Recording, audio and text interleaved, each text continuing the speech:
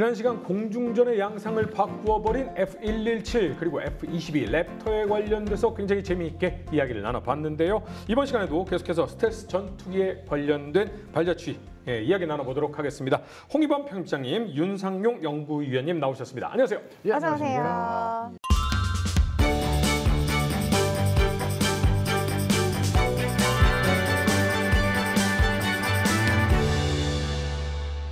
네, 말씀하신 대로 지난 시간에 쭉 이야기를 나눠봤는데 이후에 미국은 랩터의 역할을 보완하기 위해서 새로운 스텔스 전투기 개발에 나서게 되는데요.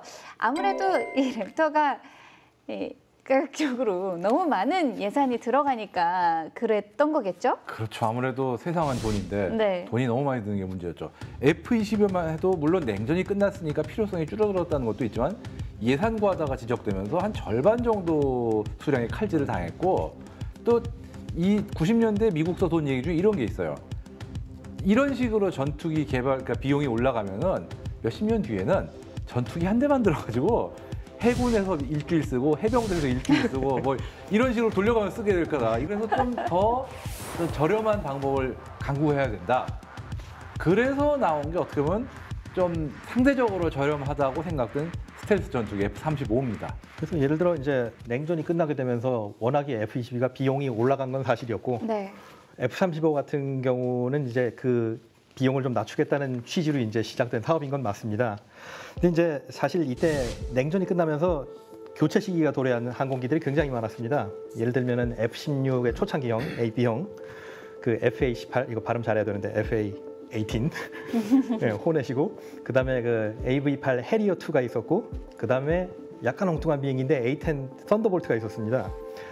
근데 이제 미국이 이제 이 네 개의 항공기를 갖다 다 교체를 하려고 생각을 해보니 몇 가지 문제가 발생합니다. 이거를 네 개를 다 일일이 새 전투기로 바꾸자면 그 비용도 다시 또 어마어마하고, 네. 그다음에 이게 또 항공기를 도입하게 되면은 후속 부품 문제가 계속 골치 아픕니다. 이게 항공기라는 게 한번 뜨게 되면은 교체할 부품이 굉장히 많아요. 네. 예를 들어 1년 단위로 바꿔야 되는 게 있고 몇 시간 단위로 바꿔야 되는 부품이 있고 뭐 뜨고 내릴 때마다 바꿔야 되는 게 있고, 그런데 그걸 갖다가 기종을 네 개를 갖다 다 따로 들여와가지고 다 따로 관리하려고 그러면 굉장히 복잡해집니다. 그래서 이제 국방부 쪽에서 생각한 건 뭐냐면은 그러면 아예 하나를 만들어서 요거를 가지고 살짝 용도를 바꿔서 나눠서 같이 쓸 수 있으면 좋지 않을까. 그렇게 해서 이제 시작된 게 합동전투기 사업, 그 조인트 스트라이크 파이터 사업이 되겠습니다. 근데 사실 미국이 이런 접근을 했던 이유는 옛날에 비슷하게 한번 했던 적이 있기 때문입니다.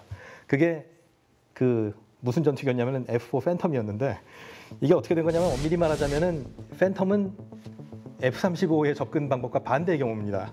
그러니까 팬텀은 어떻게 된 거냐면은 좋은 전투기를 만들어 놨더니 공군이 보고서 괜찮네 그러고 사고, 해군이 보고서 괜찮네 그러고 사고, 해병대가 보고 괜찮네 그러고, 쉽게 말하자면은 고객이 알아서 이제 하나씩 산 케이스인데, F-35 같은 경우는 거꾸로 이거 하나 내놨으니까 알아서들 가져가서 이제 용도에 맞춰 쓰세요. 이제 이런 식으로 접근하게 된 겁니다. 근데 이제 문제가 F-35 사업이 예산 줄이자고 만든 사업인데 하면 할수록 돈을 먹는 하마가 돼가지고 순탄치 않아죠. 사실 그렇죠. 이게 어떻게 보면은 하나를 가지고 다 쓸 수 있게 만든다. 취지는 좋은데 문제는 각 군마다 요구하는 게 조금씩 다르고 이런데 그걸 다 하나에 뭉뚱그리자니까 아무래도 문제가 생길 수밖에 없는 부분이 있었죠. 특히나 지금 문제가 된 게 해병대인데, 해병대 같은 경우는 F-35 B형, 그러니까 단거리 이륙, 수직 착륙 이 기능을 넣다 보니까 엄청 그 다른 뭐 버전들 없는 기능들이 많이 들어갔고, 그러다 보니까 상당히 비싸지고 가동률도 낮고. 근데 문제는 이거에 맞춰 가지고 다른 군에서는 자기들이 쓰지도 않는 기능에 대한 어떤 그런 기체 형태까지 다 떠안게 된 셈이고, 그래서 개발 비용이 늘어난 면도 있고요. 또 하나의 문제가 어떻게 보면은 이거는 개념이 바뀌면서 예상을 못하게 된 건데, 이게 굉장히 컴퓨터 의존도가 굉장히 높고, 그다음에 또 하나의 메인 컴퓨터가 사실상 모든 기능을 제어하는 이런 형태가 된 거예요. 문제는 이러면서 소프트웨어 어떤 수요가 폭증을 합니다. 어떻게 된 얘기냐? 2011년에만 해도 저거에 필요한 소프트웨어가 800만 줄 정도는 될 거라 생각했는데, 바로 다음에 야 이거 갖고 안 됩니다. 2,400만 줄은 있어야 돼요. 근데 문제는 아시다시피 소프트웨어 개발하시는 분은 아시겠지만 이거 줄 늘어날 때마다 인건비, 뭐 시간, 비용 엄청 늘어나거든요. 그러다 보니까 이 사업 비용이 뭐 어마어마하게 늘었어요. 그래서 뭐 예상의 최소 2배 이렇게 늘었다고 하죠. 그래가지고 이게 정말 미국 내에서도 이건 실패한 거냐 아니냐 말이 많은데 그럼에도 불구하고 이게 21세기에 가장 많이 생산되는 전투기예요, 이게 지금. 네. 그러다 보니까 비용이 가장 비싼 전투기는 아니에요, 이게 지금. 이게 지금 비싸다고 막 이게 정말 다른 경쟁사들이 F-35는 비싸다, 돈 먹는 함하다 그러는데 정작 유로파이터나 라팔 같은 경쟁 기체들이 이거보다 싸지가 않아요. 예, 왜냐하면 이게 지금 미국에서 사는 양만 해도 지금 다른 경쟁사들의 어떤 기체들을 다 합친 것보다 많은 양이거든요. 그러다 보니까 숫자가 깡패라고 이게 지금 현재 뭐 어떻게 얘기해야 되나 비싸긴 하지만 제일 비싼 건 아니다 이렇게 얘기할 수 있는 겁니다. 그러니까 이게 규모의 경제가 실현돼서 그렇게 된 거죠. 딱 그렇게 말씀하실 수도 네. 있죠. 예. 근데 이 미국도 이게 육군과 공군과 해군과 해병대가 친하지가 않잖아요. 안 친하죠. 서로 굉장히 견제하고 자존심 싸움이 세서 우리 이기는 거 안 넣어주면 안 해. 이런 게 좀 세서 그렇죠. 그런 경쟁만 없었다면 훨씬 더 싸게 가능했을 텐데 사실 그리고 명분도 분명했던 게 예를 들어 공군 같은 경우는 당연히 공군 형상이 있어야 되는 거고 해병대야 단거리 항모 있으니까 여기 맞춰달라 그러는 게 당연한 거고 해군도 정규 항모 있으니까 여기 맞춰달라 그러는 거고 그러니까 이게 거절할 수 있는 게 아무것도 없어요 보면. 어떻게 보면은 F-35는 그래도 각 군이 나름 좀 양보한 면도 많아요. 어떻게 보면. 예, 자존심을 좀 접고 그러니까 그나마 여기까지 온 거지. 진짜 70년대, 60년대식으로 자존심 세웠으면은 아마 아직까지 완성 못했을 수도 있어요. 그래도 대통합의 산물이군요. 그렇죠, 나름은. 예. 이렇게 개발된 F-35가 여러 가지 버전이 있다라고 하는데 그렇죠. 현재는 어떤 버전이 운영되고 있나요? 일단 공군에서 운영한 A형이 있습니다. 이게 A형이 어떻게 보면 진짜 가장 바닐라 아이스크림 같은 기본형인데 그럼에도 불구하고 어떤 성능 면에서는 가장 어떤 표준이 될 만한 상당히 우수한 성능, 항속거리라든가 무장 탑재능 이런 게 모두 상당히 괜찮은 이런 수준이고요. 가격도 그렇고 그러니까 가장 균형이 맞은 그런 기체라고 할 수 있죠. 그 다음에 해병대형 F-35B인데요. B형 같은 경우가 어떻게 보면 제일 골칫거리인 게 수직 착륙과 단거리 이륙 그리고 만약에 무장 탑재량과 연료 탑재량이 굉장히 적으면 수직 이륙까지 되는 어떤 그런 기체지만 문제는 그러다 보니까 가동률이 낮아요. 제일 비싸고 그리고 숫자도 적은 게 지금 A형 같은 경우는 미 공군만 해도 1,700대 이상을 구입하고 그다음에 다른 나라들도 뭐 수백 대씩 그러니까 우리나라는 60대, 일본은 100대 넘게 이런 식이다 보니까 한 주문이 확정되거나 이미 인도된 게 2,500대 정도예요. 반면에 B형 같은 경우는 뭐 다 합쳐서 400대 되려나? 미 해병대가 340대고 나머지는 뭐 이탈리아가 15대, 일본이 42대, 싱가포르가 12대, 영국이 42대 이런 식으로 좀 조금씩 구입이 된 상황이다 보니까 규모의 경우도 작은 편이고 그리고 또 이게 항속거리도 제일 짧고 왜냐하면 다른 전투기들 같으면 연료로 채울 수 있는 공간에 뭐 리프트팬 같은 어떤 수직 이륙, 수직 착륙, 단거리 이륙 설비들이 다 들어가 있고 그렇기 때문에 항속거리와 무장 탑재량의 제약도 많이 있고요. 바로 그 다음에 F-35C가 있습니다. F-35C 같은 경우는 미 해군이 항구에서 운용하기 위해서 만든 버전인데 이거는 이제 수출이 한 대도 안 됐어요.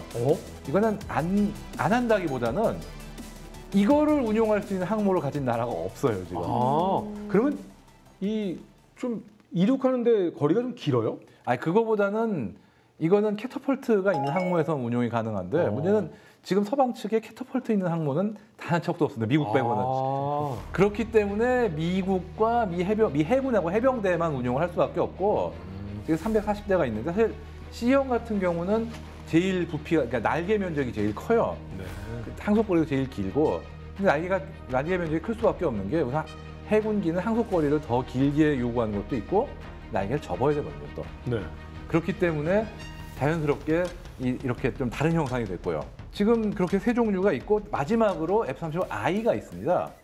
F-35I는 이스라엘이 운용하는 F-35A인데 이스라엘이 이걸 도입하면서 우리는 전자장비나 이런 거를 우리 거를 좀 추가로 넣겠다.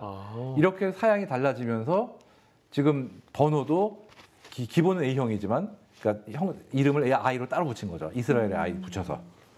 근데 사실 저희가 이전에 F-22 랩터에 대해서 설명을 드렸는데 와, 뭐 하늘 위의 최강자 뭐 이렇게 얘기를 했기 때문에 그렇다면 최신형 기체 아니야라고 생각하실 테지만 나온 지 꽤 됐습니다. 그렇죠. 네, 그래서 오히려 최신형은 F-35인데 그러니만큼 F-35가 F-22가 같지 않은 신기술도 있겠죠?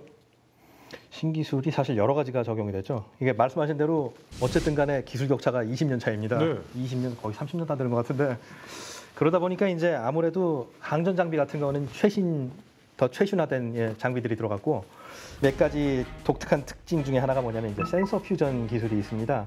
그러니까 항공기에 여러 가지 센서가 들어있는데 이거를 갖다가 항공기가 하나로 취합을 한 다음에 요 디스플레이판에 하나로 자기가 정리를 해서 보여주는 기능도 하나가 있고 네. 이게 옛날에 제가 업체에서 한번 소개를 왔을 때 제가 직접 한번 헬멧을 써본 적이 있었는데 이게 특정 카메라 모드를 키면은 이게 항공기 카메라가 영상을 취합을 해가지고 이렇게 옆을 볼 때 항공기 프레임이 안 보이게 이렇게 제가 떠 있는 것처럼 보이게 됩니다.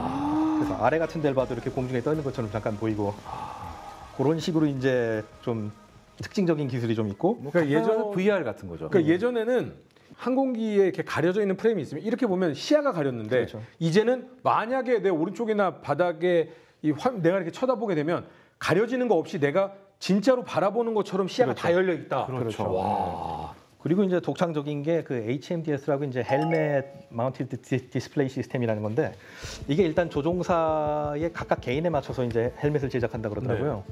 그리고 이것도 이제 업체에서 이날에 설명에 듣기로는 이 바이저에 최대한 그 정보가 뜨게 이제 설계를 해놨습니다. 그 이유가 뭐냐면은 아무래도 디스플레이 창에 이제 정보가 떠 있으면은 이게 시선이 분산이 되는 경향이 있는데 여기에 떠 있으면 이제 그게 상관없이 이제 고개를 아무데나 돌려도 되는 거고요.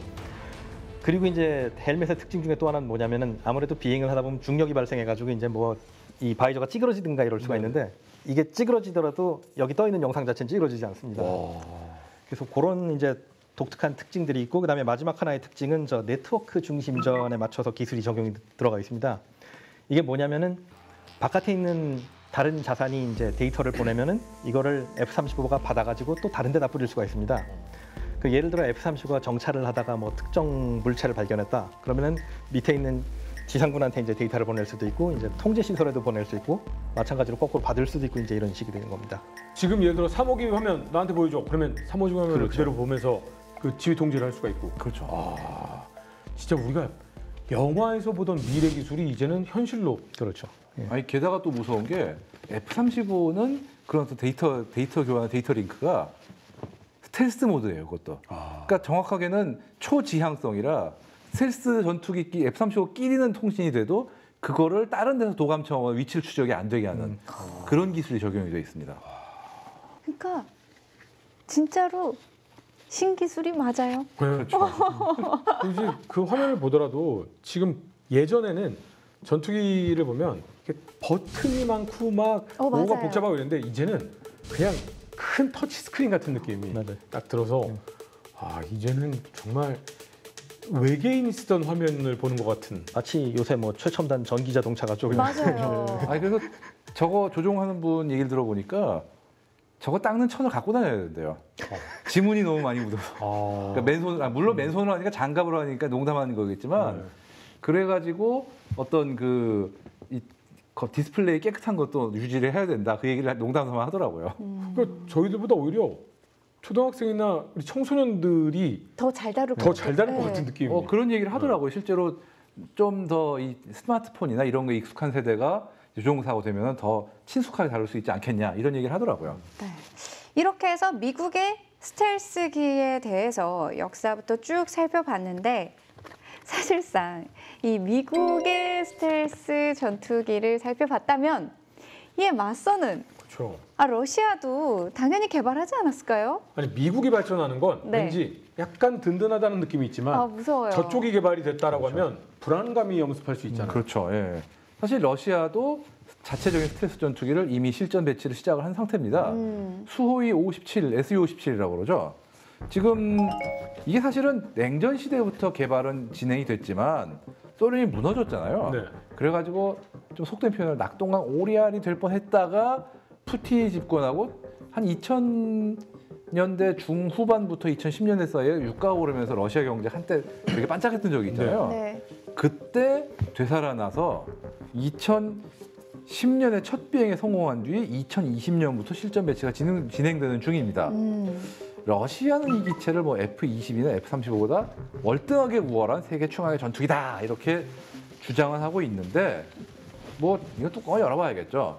다만 일단 가격은 이 미국제보다 많이 저렴할 걸로 여겨지고 현재 2028년까지 76대가 생산될 예정입니다. 그리고 현재 시점에서 시제기 11대와 양산형 22대가 생산되었다 이렇게 얘기는 하고 있더라고요. 진짜 얘는 실전 배치를 러우전에서 사용한 적이 있나요? 이게 지금 문제가 영국 국방부에서는 이게 우크라이나전에서 사용되고 있는 정황이 있다라고까지 했는데 그러면 실제로 사용됐었냐? 그건 아직 아무도 모릅니다. 왜냐하면은 만약에 썼다 쳐도 정말 먼 거리에서 공대공 미사일을 발사한다든가 뭐 장거리 유도 무기를 쏜다든가 이런 식으로 상대가 어떤 기종으로부터 공격받았는지 모르겠었겠지. 일단은 확실한 거는 우크라이나 영내로 들어가는 게 확실히 없는 것 같아요. 이 탑건2 매버릭에 이 수호이 57이 등장을 했었어요. 등장한 걸로 추정되죠. 저는 저 모양이 기억이 안 나는데 이 기체였구나. 약간 다르네요 모양이. 아무래도 그 영화 제작진에서 살짝 바꿨겠죠 일부러. 네. 혹시 문제가 될까 봐. 그렇죠. SU-57 같이 생겼지만 SU-57이라고 할 수는 없습니다. 막 약간 이런. 네. 이 수-57의 어떤 특징이 있다면 어떤 게 있을까요? 일단은 이게 지금 기체 성능으로는 F-22를 의식한 면이 굉장히 많아요. 슈퍼크루즈라든가 뭐 가변 노즐을 이용한 높은 기동성 같은 거는 물론 가변 노즐 같은 경우 러시아도 자체적으로 개발을 오랫동안 했기 때문에 미국을 흉내낸 건 아니지만 어쨌든 어떤 기체 사양을 만들면서 의식을 많이 한 건 맞는 것 같아요. 형상도 그렇고. 그래서 비행 능력은 상당히 근접했고 기체 크기나 뭐 항속거리 무장 탑재량 같은 것도 조금 더 많은 걸로 일단 재원 표현 나와 있고요. 네. 어쨌든 조금 더 커요 F-22보다 약간. 그리고 또 나중에 설계된 만큼 설계 개념 중 몇몇 부분은 F-25보다 앞선 점도 있다 평가를 받습니다. 예를 들면 레이더인데 이 레이더 같은 경우는 F-22가 기수의 레이더가 하나 딱 박혀 있는 가장 전통적인 레이아웃 그대로인데 수호이 57 같은 경우는 한술 더 나가서 기수의 레이더가 당연히 있지만 날개 끝 가장자리에도 레이더 안테나가 따로 양옆에 있어요. 왜냐하면 이건 에이사 레이더 즉 전자주사 레이더다 보니까 어떤 형상의 제약을 굉장히 덜 받는 편이거든요. 그렇기 때문에 이 레이더 안테나 소자들을 이 주날개의 앞쪽 가장자리에 쫙 배열을 해가지고 그래서 레이더 탐지 면적을 넓힌 그런 설계를 적용했습니다. 그리고 또 이 기수의 F-22에는 없는 IRST 즉 적외선 추적 센서도 추가를 했고요. 근데 러시아 못지않게 중국도 이제 2000년대 들어서면서 스텔스 전투기 개발에 박차를 가하고 있잖아요. 그중에 가장 주목받는 전투기가 J-20 맞나요? J-20 예, 맞습니다. 네. 그러니까 이제 러시아도 이제 따라잡으려고 노력하는 것만큼 이제 중국도 요새 열심히 따라잡으려고 이제 노력을 하고 있는데 네. 사실 J-20 같은 경우 1990년대부터 이제 개발에 들어갔습니다. 그리고 누가 봐도 F-22를 라이벌로 의식하고 개발하는 게 이제 뻔히 보이는데 이것도 뭐 예를 들면 에이사 레이더가 들어갔고 추적 편향 엔진이 장착됐고 뭐 슈퍼 크루즈가 되고 그래가지고 이제 5세대 전투기의 조건은 대부분 다 갖추고 있습니다. 그리고 이제 명칭은 저 위룡 그 위력이라 그럴 때 그 위자를 써가지고 웨이룡이라고 이름이 붙어 있고 나토에서는 이제 코드명으로 그 페이긴이라는 이름을 따로 붙여놨습니다.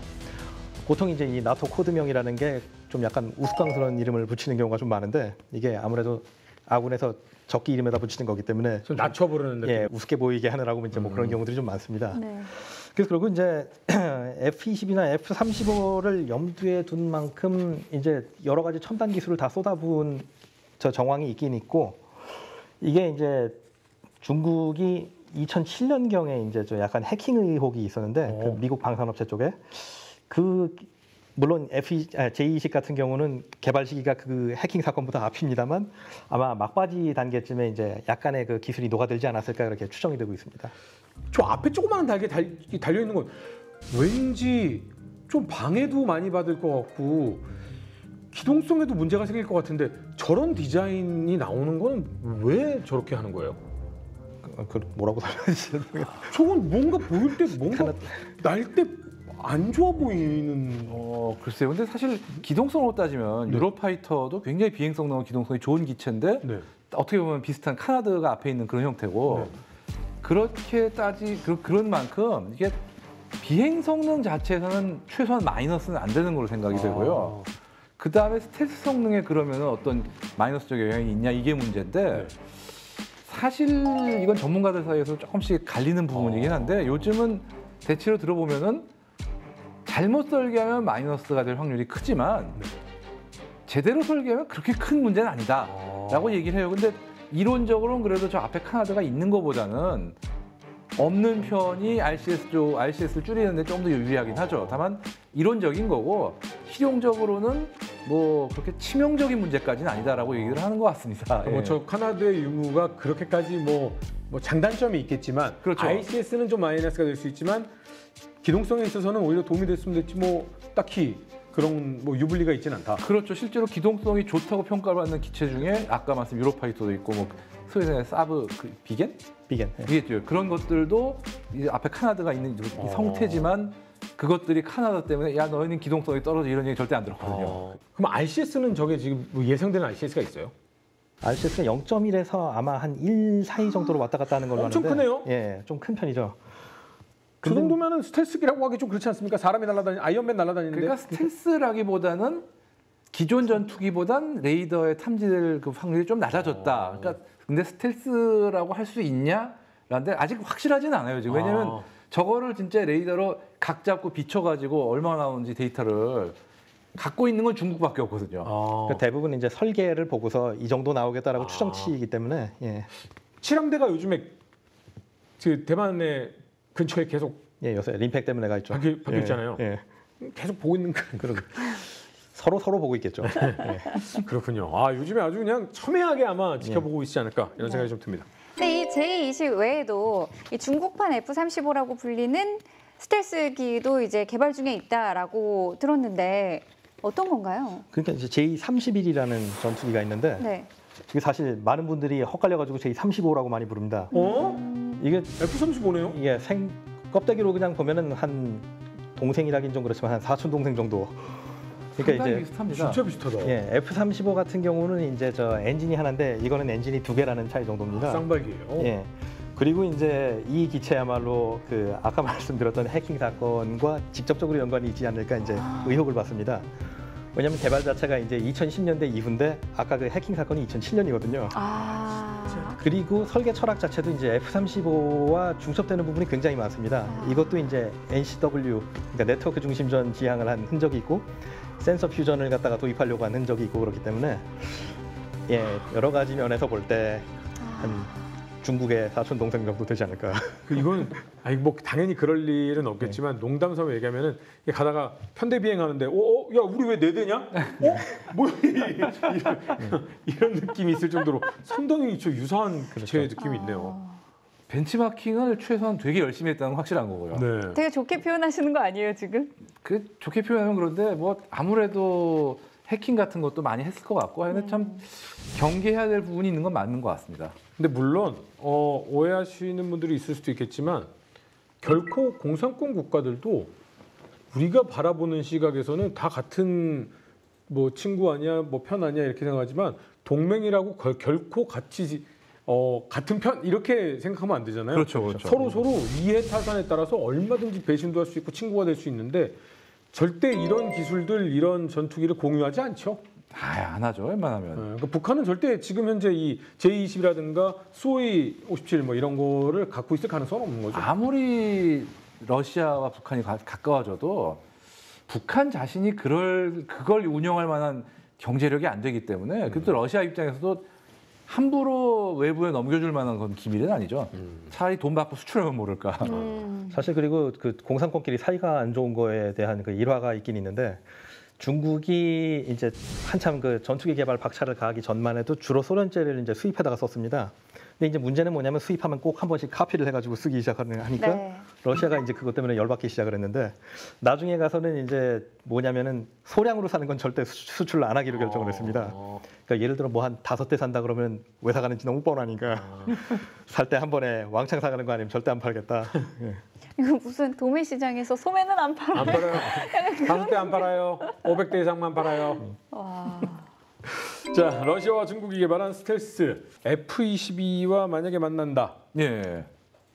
하늘에서 만난다면 어떻게 될까요? 근데 솔직히 말해서 저는 F-35와 붙었을 때 이길 수 있느냐부터 따져야 된다고 보긴 하거든요. 그렇죠. 사실 아무래도 보편적으로 지금 F-35가 운영이 되고 있으니까. 그렇죠. 일단 수-27, 57만 해도 지금 숫자가 너무 적어요. 네.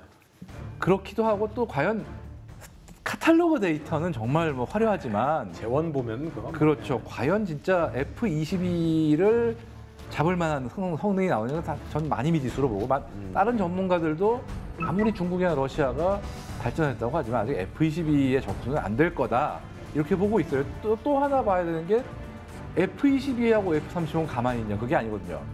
F-22도 벌써 또 개량을 했고 지금 네. 그렇기 때문에 이기기 힘들겠다. 다만 지금 중국도 러시아도 계속 어떤 개량을 지금 시도하고 있기 때문에 장기적으로 보면은 어쨌든 F-22와 F-35와 대적할 수 있는 능력에 도달할 가능성은 있다라고 할 수는 있는 거죠. 그러니까 사실 이제 항공 산업 같은 게 이제 굉장히 그 돈, 경험, 이제 기술 축적이 이제 굉장히 오래 걸리는 분야입니다. 근데 물론 이제 중국이랑 러시아 같은 경우도 굉장히 일찍부터 항공 산업에 뛰어든 국가긴 한데 뭐 지금 당장 F-22가 계속 언급되는데 이거 30년 전 기술인데 아직도 지금 저 따라잡냐 마냐 이제 뭐 그런 얘기를 하고 있습니다. 그래서 제 생각에 러시아와 중국도 사실 따라가는 속도는 빠르기 때문에 뭐 빠르면 한 15년, 뭐 늦으면 한 20년 뭐 이 정도면은 F-22 수준 비슷한 게 나오지 않을까 싶긴 한데 그때쯤 되면 또 미국은 또 저 앞에 가 있는 것도 만들겠죠. 그렇죠.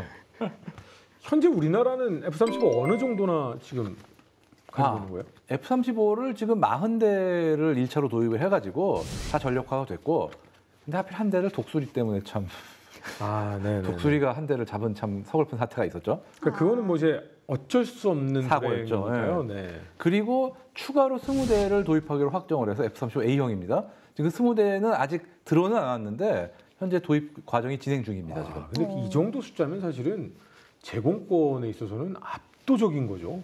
그렇죠. 지금 60대 정도면 가진 나라가 많지가 않죠. F-35 60대면. 네, 그럼 말 나온 김에 화제를 돌려서 우리나라를 좀 보면 좋을 것 같은데 우리의 전투기 KF-21 보라매에 관한 이야기를 좀 나눠보겠습니다. KF-21 보라매가 이제 앞으로 한국 공군의 주력 전력이 될 예정인데 이거는 아직 본격적인 스텔스기다라고 하기에는 조금 부족한 점이 있는 거죠? 아, 그렇죠. 그러니까 스텔스, 그러니까 기체 기본 디자인 자체는 스텔스 성능을 염두에 두고 레이더 반사 면적을 최소한으로 줄일 수 있는 어떤 형태를 염두에 두고 만들긴 했는데 문제는 본격적인 스텔스기라고 보기에 무리가 있는 게 있어요. 왜냐하면 가장 중요한 게 일단 무장이거든요.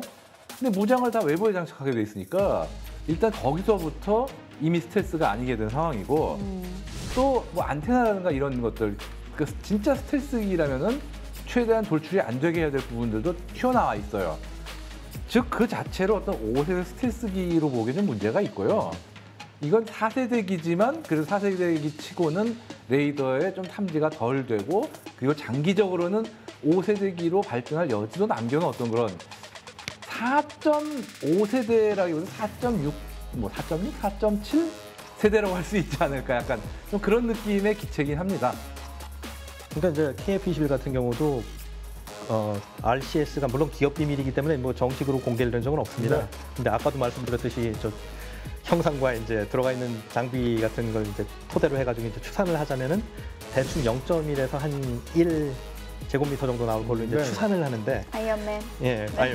추산을 하는데 이 정도면은 사실 4세대 전투기보다는 RCS가 굉장히 우세한 편이고 그렇죠. 5세대보다는 많이 떨어지는 편입니다. 그렇죠. 네. 그래서 이제 그 중간값을 이제 보통들 4.5세대 전투기다 이제 이렇게 부르는 거고 사실 뭐 몇 가지 부분만 이제 손을 보면은 어느 정도 스텔스성을 발휘할 수 있게 이제 기본적인 설계는 다 반영이 돼 있는 편입니다. 네.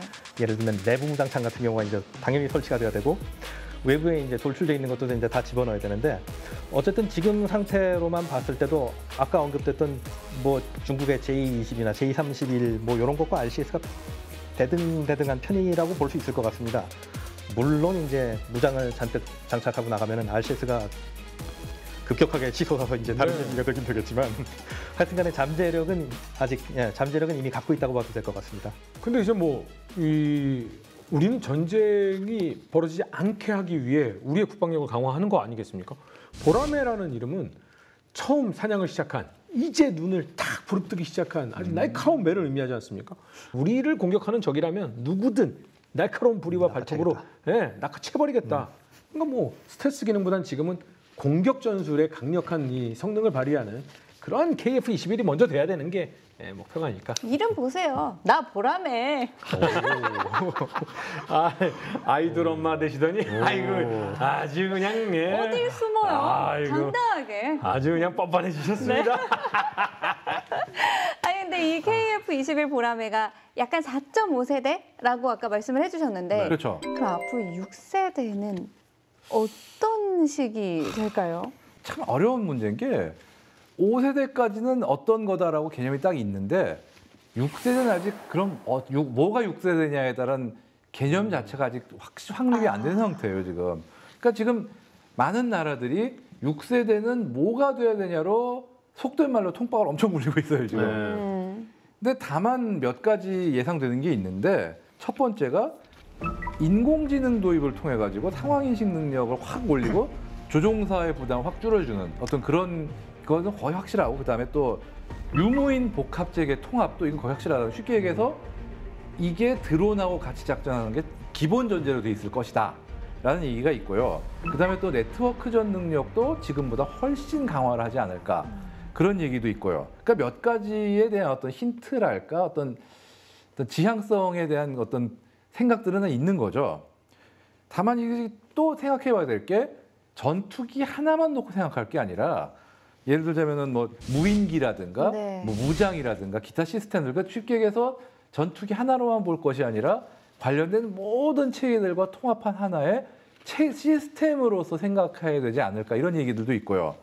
어쩌면 6세대 전투기라는 게 정말 어떤 전투기를 칭하는 게 아니라 지금까지 우리가 생각하지 못했던 어떤 복합적인 어떤 그 체계를 가르치는 그런 호칭이 될 가능성도 충분히 있다고 봅니다. 제가 오늘 오전에 이 국방과학기술대제전을 다녀왔는데 이제 앞으로의 전투기도 AI 시대여서 말씀하신 대로 이제 무인, 사람이 쓰이지가 않고 모든 것들이 이제 그냥 우주 위성으로도 다 연결이 되고 이렇게 이야기를 해주시더라고요. 그러니까 사실 AI가 적용된다는 게 뭐 약간 무인기가 알아서 조종하고 조종사는 앉아서 그냥 이러고 있어도 된다는 그런 개념보다는 아마도 그 비행 통제 자체를 갖다 AI가 많이 차지를 해서 조종사의 그 조종 부담을 줄여줄 가능성이 네. 높습니다. 그러니까 비행은 AI가 할 테니 조종사는 저 공격 임무에만 치중하세요. 뭐 이런 식으로 부담이 확 줄어들 가능성이 크고 그리고 말씀하신 대로 사실 6세대 전투기라는 게 규정하기가 힘든 게 이게 미래 전투기에 대한 그 스탠다드이기 때문에 우리가 지금 무슨 기술이 등장할 건지 아직 아는 바가 없습니다. 아이러니하네요. 그게. 네, 네. 그렇죠. 그러니까 개발하는 시점에 뭐가 있는지를 알아야지 6세대라고 부를 수 있는 건 것 같은데, 근데 뭐 확실한 거는 이제 방금 얘기했듯이 이제 AI, 뭐 네트워크 중심전 기술, 뭐 초음속 순환 같은 거 당연히 들어가야 될 거라고 생각하고, 그다음에 이제 RCS 같은 경우는 제 생각에는 굉장히 비약적으로 낮아진 거를 갖다 기본으로 사양으로 깔고 들어가지 않을까 싶습니다. 뭐 한 0.00 얼마 뭐 이런 식으로. 그다음에 이제 그 지금까지 5세대, 4세대, 5세대 전투기 같은 경우는 이제 디지털 비행 통제 시스템, 그 아까 언급됐던 플라이 바이 와이어라는 게 들어가는데 요게 이제 한층 업그레이드 되지 않을까 싶습니다. 그래서 그 사인 중에 하나가 뭐였냐면은 일본에서 그 기술 시험기로 개발했던 것 중에 X2 신신이라는 게 있었는데 여기에 그 비행 그 자가수복 비행 제어 시스템이라는 게 들어 있었습니다. 그러니까 이게 뭐냐면은 쉽게 말해 비행기에 그 비행할 수 있는 비행면이라는 게 이제 여러 개 있잖아요. 뭐 날개도 비행면이고 뭐 수직미도 비행면이고 그런데 예를 들어 비행 중에 하나가 뭐 피격을 당해서 부서졌다든가 뭐 고장이 났다든가 하면은 컴퓨터가 알아서 나머지를 계산해 가지고 어떻게든 비행 가능하게 만든다는 겁니다. 요것도 이제 제 생각에 AI 기술과 결합이 돼야 되겠죠, 이제. 그래서 그런 식으로 아마 최첨단의 개념들이 다 녹아 들어가지 않을까. 저 이야기를 듣다가 섬뜩한 생각이 지금 하나 들었거든요. 하지 마요. 이게 요즘에 지금 이제 한참 전쟁 중인 지금 대전쟁 시대가 막 도래했다라고 말이 나오고 있잖아요. 미사일을 요격하는 능력, 뭐 이스라엘 정말 뛰어나고 미국 정말 뛰어나고 우리나라도 이제 굉장히 그 뛰어난 국가 중에 하나인데 미사일을 요격하잖아요. 날아오는 미사일에 만약에 스텔스 기능이 있으면 어떡해요? 뭐 사실 이미 스텔스 미사일이라는 게 실현이 돼 있는 상태인 게 그래요? 웬만한 순항 미사일들은 다 그걸 고려해서 설계하고 있습니다 지금. 지금 어떻게 떨고요? 근데 사실 미사일 같은 경우도 그렇고 이게 레이더로만 찾는 게 아니라 열상 IRST라든가 뭐 여러 기타 다른 센서들하고 통합해서 운용하기 때문에 뭐 스텔스 설계가 미사일에 적용됐다고 그걸 절대 못 찾는다 이런 건 절대 아니죠 또. 예전에 백투더 퓨처나 이런 영화 같은 거 너무 오래된 영화인가요? 네. 근데요. 근데 왜 알아듣죠 나는? 이 영화 보면 나중에 사람들이 동그라미 치면서 편집한 그런 영상들이 있었어요. 맞아요. 왜냐면 그 시기가 네. 도래했거든요. 거기서 미래라고 했죠. 봐봐라 핸드폰 지금 쓰고 있지. 봐봐라 호버보드 지금 날고 있지. 뭐 이런 것들 막 나왔었잖아요. 그렇죠 그렇죠. 저는 지금 미래의 스텔스기, 미래의 6세대 전투기 얘기를 할 때 이미 저는 힌트가 나왔다고 생각하는 게요. 외계인이 이 지구를 침략했을 때 가장 많이 쓰는 방식 중에 하나가 무인기였는데 그 무인기에 또 하나 발전된 이 전투 방식이 모선과 자선이었었어요. 모선이 출동을 하고 자선들이 핑 하고 출동을 해서 자선들이 공격하는 방식이었거든요. 6세대에는 이런 방식이 쓰이지 않을까요? 그거는 뭐 이제 확정입니다 거의. 유무인 복합 체계라는 건 뭐 이제 거의 이미 지금 실현이 시작된 단계이기 때문에 미래의 어떤 그런 게 아니라 뭐 당연히 그렇게 가겠죠. 그 대표적인 그 사업 중에 하나가 그 호주에서 하고 있는 로얄 윙맨 사업이라는 게 있습니다. 네. 이게 그 무인기 중에 그 보잉에서 제작한 그 발키리라는 무인기가 있는데 네. 그 저가로 만들었지만 항공기에 거의 준한 형태의 무인기여가지고 그 개발 철학은 뭐냐면은 유인기가 출격을 할 때 이 무인기들이 몇 개가 따라서 같이 출격하고 예를 들어 몇 개한테 지정을 하면은 몇 기가 먼저 가서 이제 정찰 임무를 수행하고 돌아오고 또 이제 걔가 이제 데이터를 갖다가 이제 다 여기저기 뿌리기도 하고 이제 간단한 무장 같은 것도 장착하고 있어서 이제 지시를 하면은 그게 먼저 가서 폭격하기도 하고 그다음에 가장 결정적인 거는 유인기가 위기에 빠지게 되면 적의 방패 역할도 한다고 이제 개발 개념이 잡혀 있습니다. 그럼 사실 F-22가 사실은 마지막 전투기잖아요. F-35는 F-22보다 사실은 뒤처진 전투기라고 봐야 되는 거잖아요.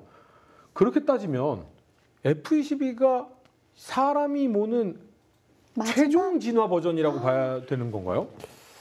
사실 그런 얘기들도 있었는데 그렇게 쉽게 얘기하기 힘들 것 같습니다. 사실 마지막 유인 전투기라는 말은 한 60년, 70년 전부터 했어요, 사실은. 그래요.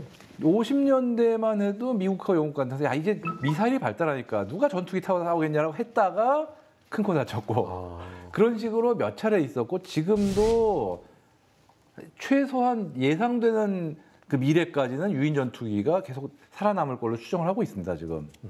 최근에 그 얘기가 화제가 됐던 게 이제 2014년경에 그 마이크 호스티지 미 공군 전투사령관이 이제 이 얘기를 하면서 유명해졌습니다. 그리고 바로 다음에 그 레이 메이버스 그 해군 장관이 똑같은 얘기를 해가지고 이제 화제가 됐었는데, 근데 이 얘기 뒤에 있는 맥락을 같이 이해할 필요가 있는 게 이분들이 정말 인간의 한계는 여기까지 도달했구나. 우리는 더 이상 할 게 없다. 이게 이 취지로 얘기한 게 아니라 무인 항공기가 요 시점부터 이제 미군 항공기군에서 굉장히 늘어나기 시작합니다. 그래서 2014-15년경인가에 거의 10% 가까이 차지하기 시작했고, 뭐 그 당시만 해도 대부분 저 정찰기 임무로 쓰려고 이제 무인기가 도입됐지만 서서히 이제 임무기들이 이제 하나씩 무인기로 바뀌기 시작하는 시점이었습니다. 그래서 뭐 무인 공중급유기도 있고 지금은 뭐 간단한 무장을 장착해서 폭격도 하고 이제 뭐 간단한 저 수송 같은 것도 하기 때문에 이제 서서히 무인기들이 대체를 하고 있으니까 아마도 유인기의 한계는 여기까지고 이제 슬슬 넘어가지 않을까 이제 이런 취지로 얘기한 건데, 사실 그렇게 생각하기에는 일단 그 이후에도 유인기들이 계속 개발이 됐습니다. 뭐 예를 들면은 저 폭격기 중에 그 B-21이죠. B-21 레이더 같은 게 이제 등장했고, 그다음에 뭐 새로 개발한 건 아니었지만 뭐 F-15EX 같은 것도 등장하고 그랬기 때문에 아직도 유인기의 활용 범위는 넓은 것 같고, 그리고 또 이제 무인기 조종사들이랑 얘기를 해보면은 아직도 무인기로 커버하기 힘든 부분 중에 하나가 뭐냐면은 무인 전투입니다. 그러니까 아무래도 유인기랑 예를 들어 맞붙어서 싸운다고 하기에는 이게 좀 네트워크로 연결이 돼 있잖아요. 그러다 보니까 이게 현장감이 떨어지고 그러다 보니까 이게 그 자리에서 전투까지 수행하기는 조금 힘들다고 합니다. 그렇기 때문에 이제 무인기가 거기까지 대체하려면 시간이 좀 걸리지 않을까 싶은데 제 생각엔 그 사이 단계가 아까 얘기가 나왔던 그 유무인 복합 체계 멈티가 되지 않을까 싶습니다. 이렇게 해서 스텔스기의 역사에 대해서 쭉 살펴봤는데요. 이번 시간 우리가 얻은 거에서 받을 수 있는 메시지와 교훈 어떤 것들이 있을까요? 일단은 늘 똑같은 얘기지만 결국은 상대를 인식을 하는 게 결국은 싸움의 시작이잖아요. 적이 어딘지를 아는. 네. 어떻게 보면 스텔스기라는 거는 가장 그 기본 어떤 본질에 접근한 그런 접근 방법이기 때문에 앞으로도 이걸 나를 안 보이게 하려는 노력은 앞으로 더욱더 치열해지지 않을까. 왜냐면 사실 스텔스기가 나올 때까지만 해도 내가 레이드에서 어떻게 안 보여? 라는 어떤 그런 생각을 했거든요. 네. 근데 그게 가능해지니까 앞으로 이 스텔스를 위한 노력은 더 치열해지지 않을까 이런 생각을 합니다. 사실 항공기 분야 같은 경우에는 굉장히 투자가 오래 걸리는 분야입니다.